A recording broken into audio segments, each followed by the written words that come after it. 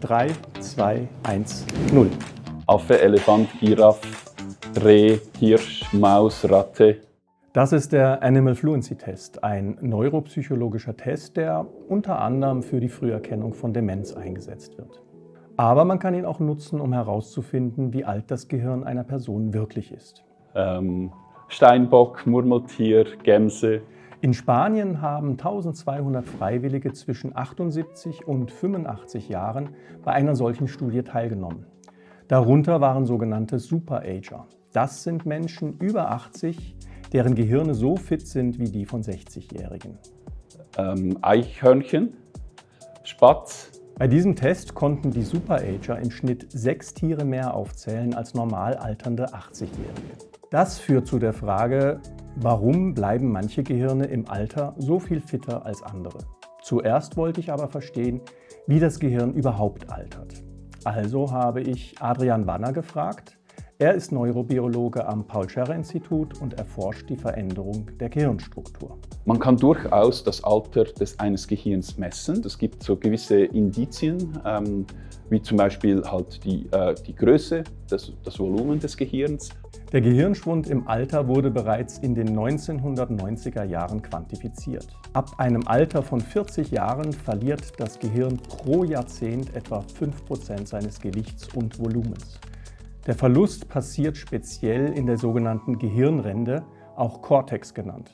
Der Cortex kontrolliert viele Funktionen, von der Verarbeitung von Sinneseindrücken über die Bewegungen bis hin zur Sprache. Und das Alter hat hier den größten Effekt. Man spricht da von sogenannten Cortical Thinning. Das heißt, da wird vor allem die weiße Substanz im Gehirn wird weniger und das hat dann verschiedene Effekte auf das Gehirn, auf die Leistungsfähigkeit des Gehirns. Als ich Adrian gefragt habe, was genau diese weiße Substanz ist, habe ich erst einmal einen Crashkurs in Gehirnanatomie bekommen. Und die kennt Adrian bis ins kleinste Detail. Er hat nämlich Gehirnzellen bis auf 4 Nanometer genau vermessen, also weniger als ein Tausendstel der Dicke eines menschlichen Haars. Ja, also hier sehen wir eine typische Hirnzelle einer Maus.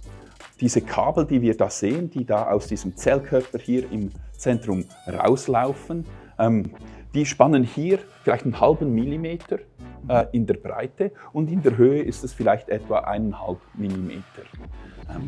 Winzig klein. Hier in der Mitte, da kommt die Information rein. Und diese Informationen, die gehen dann alle zentral zu diesem Zellkörper hier und von dort werden sie dann weitergeleitet, diesem Axon entlang hier, zum Beispiel dann in andere Gehirnregionen. Die weiße Substanz besteht überwiegend aus Nervenfasern, den Axonen, die von einer fetthaltigen weißlichen Schicht, dem Myelin, umgeben sind.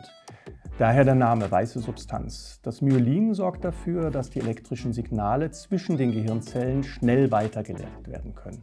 Dieses Axon, das ist dann auch der Teil der Nervenzelle, die mit dieser Myelinschicht ummantelt wird, um die Signalübermittlung zu beschleunigen und die zum Beispiel bei einem Cortical Thinning dann von Abbau betroffen ist. Im Alter wird die isolierende weißliche Fettschicht um die Axone immer weniger. Das führt unter anderem dazu, dass das Gehirnvolumen schrumpft. Das passiert bei allen Menschen, wenn sie altern, aber bei Superagern ist der Verlust an Gehirnvolumen deutlich geringer als bei normal alternden Menschen. Also nicht alle Gehirne schrumpfen gleich im Alter. Warum? Liegt das vielleicht an neurodegenerativen Erkrankungen wie Demenz?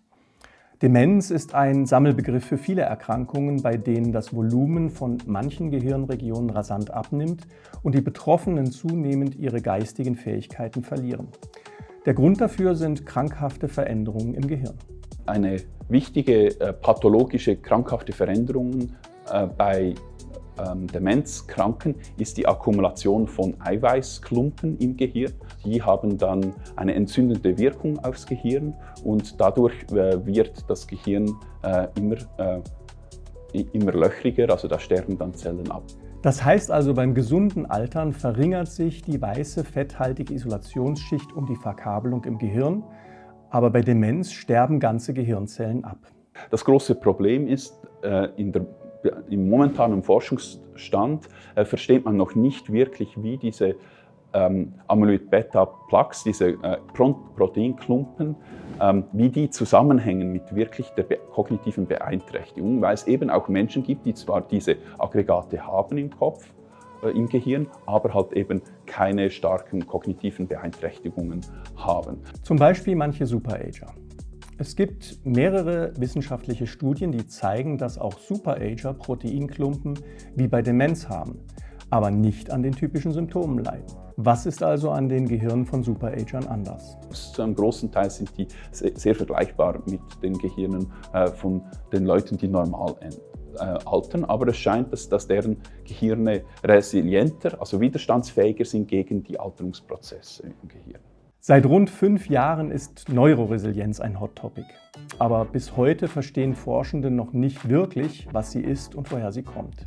Manche suchen nach Genen, die Superager widerstandsfähiger machen. Andere glauben, dass es an ihrer Lebensweise liegt. Aber es kann auch dauern, bis die Wissenschaft den genauen Grund gefunden hat. Und deswegen habe ich Adrian gefragt, wie man sein Gehirn fit hält. Um ein gesundes Gehirn auch im hohen Alter zu erhalten, ist es wichtig, dass man sich gesund ernährt. Sport ist sicherlich eine gute Sache, auch fürs Gehirn. Also eigentlich alles, was gemeinläufig gesund ist fürs Herz, ist auch gesund fürs Gehirn. Das führt zu der großen Frage, wie es eigentlich um Adrians eigene Gehirnfitness steht. Vielleicht kann der Animal Fluency Test da uns einen Einblick geben. Ja, das waren jetzt 43 Tiere, die du mir aufgesagt hast. Also das ist überdurchschnittlich. Ich habe jetzt hier gerade stehen, 40-jährige normale 40-jährige haben so zwischen 18 und 24 Tiere, die sie in einer Minute aufsagen. Genau, also das heißt, du musst dir auf jeden Fall noch keine Sorgen machen. Bin ich froh, ja. Am Paul-Scherrer-Institut entschlüsseln Forschende nicht nur das Gehirn, sondern betreiben auch Materialforschung. Im Video hier bekommt ihr einen Einblick in einen Reinraum.